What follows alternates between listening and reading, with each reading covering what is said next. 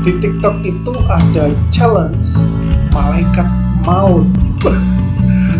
Ada ya seperti ini ya, challenge malaikat maut. Jadi mereka itu kayak seolah-olah mau ditabrak.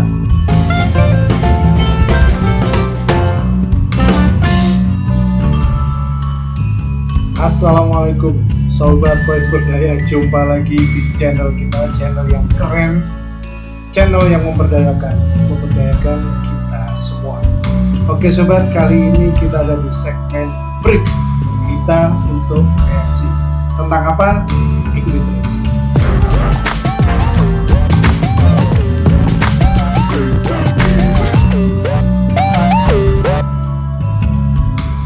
Oke sobat Poin Berdaya, sore ini saya dikejutkan oleh sebuah berita ya. Beritanya adalah tentang TikTok ya. Dan ini menggelitik saya untuk memberikan reaksi pada berita ini. Ini saya dapatkan dari CNN ya. Ini judul beritanya adalah Demi Konten TikTok, Remaja Bekasi adan truk hingga tewas. Subhanallah ya, demi sebuah konten. Judulnya saja ini mengerikan, dan ini merupakan sebuah peringatan ya barangkali bagi kita semua ya, agar lebih berhati-hati dalam membuat konten. Jangan menerjang bahaya-bahaya yang tak jelas lagi. Oke sobat, kita baca saja beritanya seperti apa. Ini saya highlight ya. Jakarta, CNN Indonesia. Seorang remaja berinisial FA meninggal dunia tertabrak truk setelah mengadangnya demi membuat konten di media sosial TikTok. Ya, TikTok sekarang kan memang sudah populer ya. Jadi semua ingin terkenal melalui TikTok.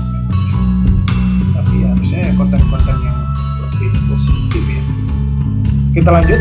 Peristiwa itu terjadi di Jalan Raya RE Marta Dinata, Kecamatan Cikarang Utara, Kabupaten Bekasi, Minggu 11 Juli. Kejadian tersebut terekam sebuah video dan sempat viral di media sosial. Jadi kita bisa nonton ini seperti apa peristiwanya. Coba kita cek videonya ya. Ini linknya saya klik aja. Nah ini. Oh. Jadi seperti ini peristiwanya, ada beberapa orang, ada truk. Iya, Masya Allah. Jadi ini remaja ini bersama teman-temannya berada di jalan yang begitu ramai lalu lintasnya ya. Dan ada truk yang kecepatannya mungkin ini cukup tinggi. Dan dengan tiba-tiba dia ini menghentikan. Iya. Wah ini nekat ini ya. Luar biasa ini anak. Oke, kita cukupkan aja ya nonton videonya, kita kembali ke beritanya tadi. Oke sobat, kita lanjutkan membaca beritanya ya. Saya highlight lagi biar jelas.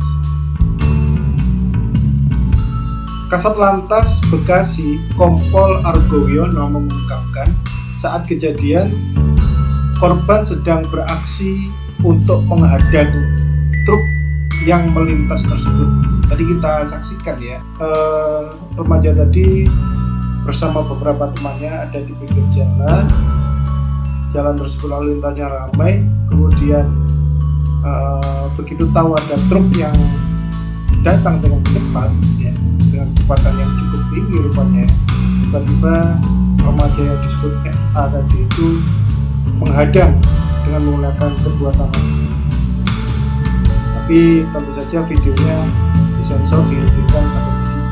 Dan akibatnya kita bisa bayangkan bahwa truk itu tidak mungkin serta-merta berhenti dalam keadaan yang sangat berbeda seperti itu. Mengerikan. Kita lanjutkan ya, bagaimana ini?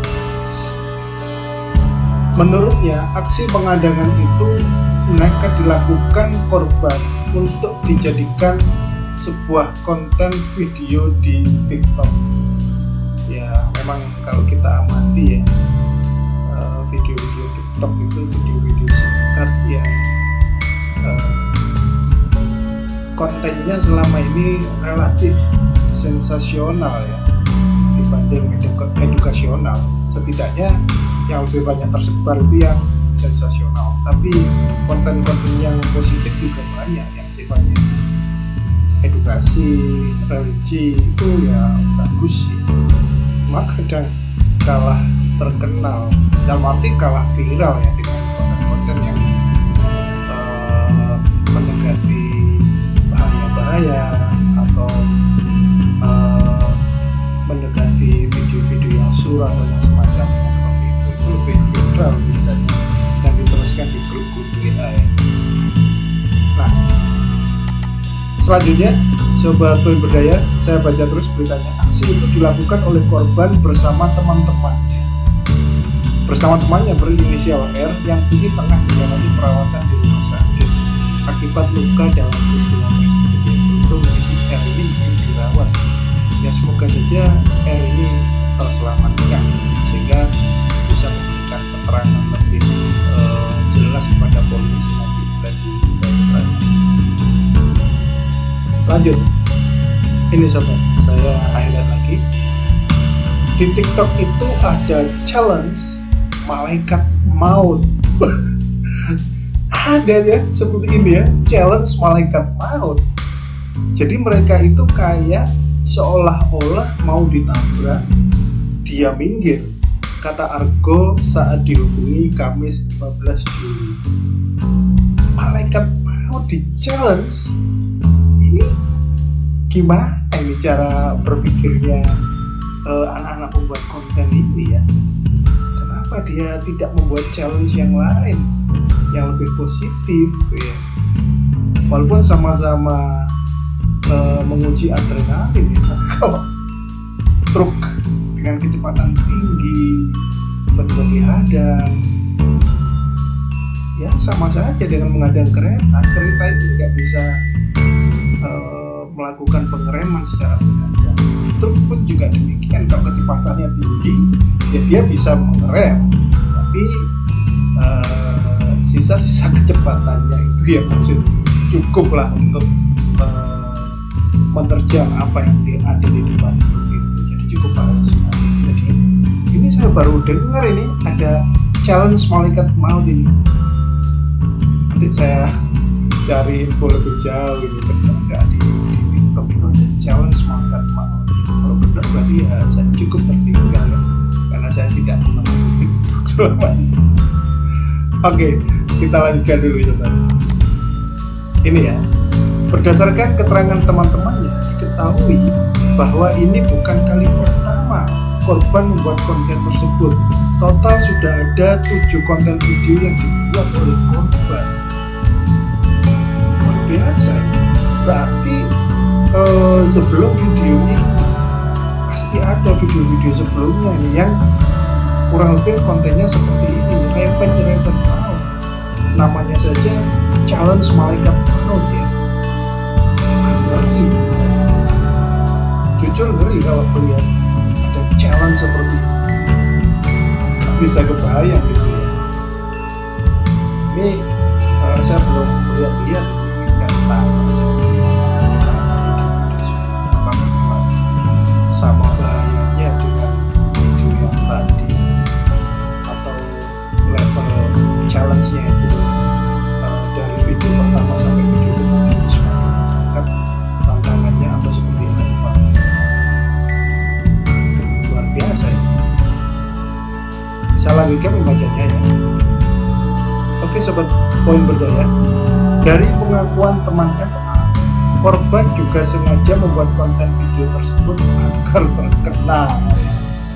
Ya memang terkenal itu ada banyak caranya ya. Artinya ada orang yang terkenal secara natural, artinya dia membuat karya, dari karya itu kecil lama-lama menjadi besar, dikenal banyak orang dan akhirnya terkenal.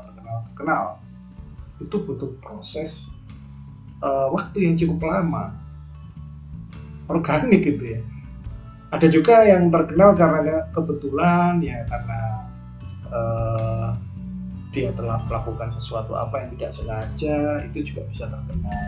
Tapi ada yang sengaja membuat sensasi yang sudah di luar kadang sampai di luar akal sehat ya, membuat sensasinya.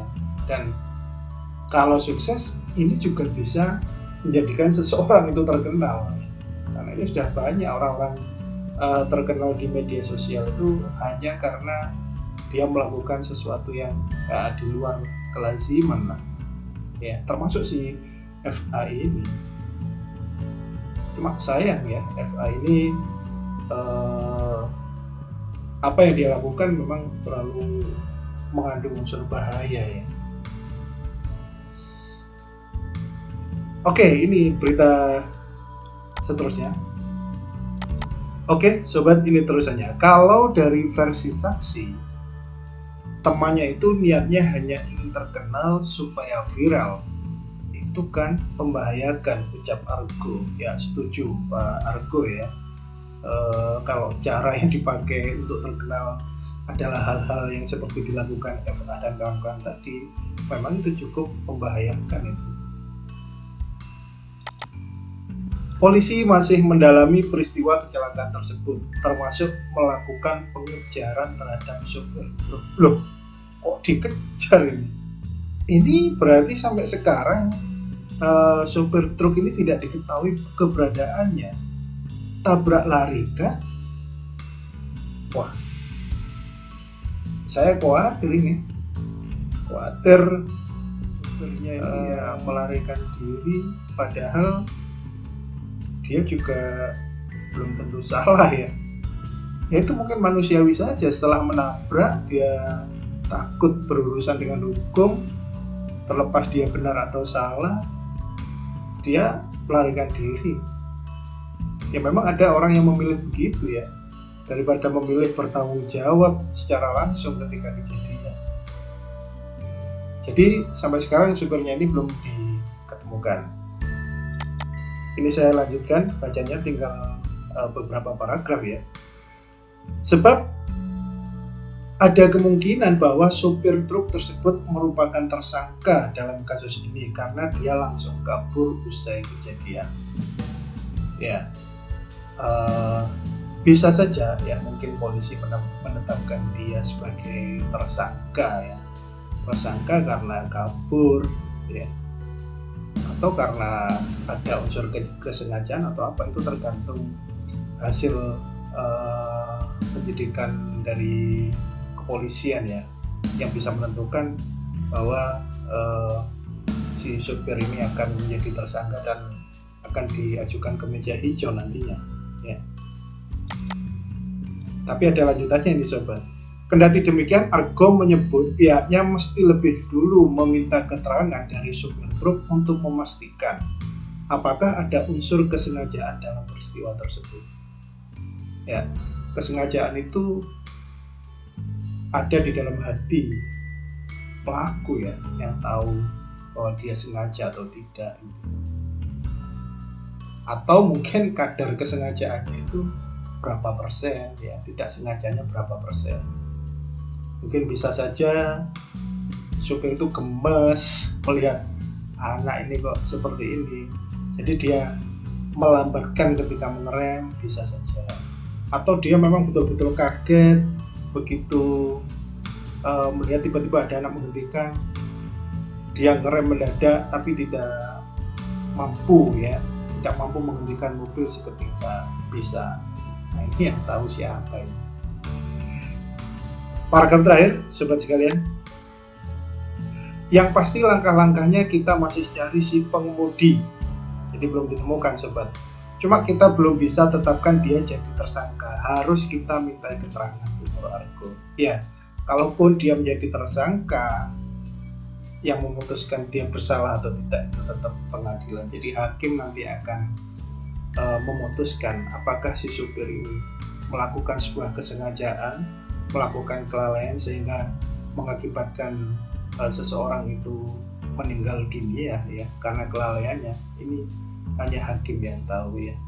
Tapi yang pasti pesan yang ada dari berita ini adalah agar kita dan siapapun orang-orang dekat kita yang suka membuat konten apapun ya, tidak hanya TikTok ya, konten YouTube, konten Facebook atau media sosial lainnya, mari kita untuk membuat konten-konten yang lebih positif ya, dalam arti menjauhi hal-hal yang terlampau ekstrim, kecuali dia sudah memiliki skill atau sudah terlatih untuk melakukan hal-hal yang menyerempet bahaya demikian.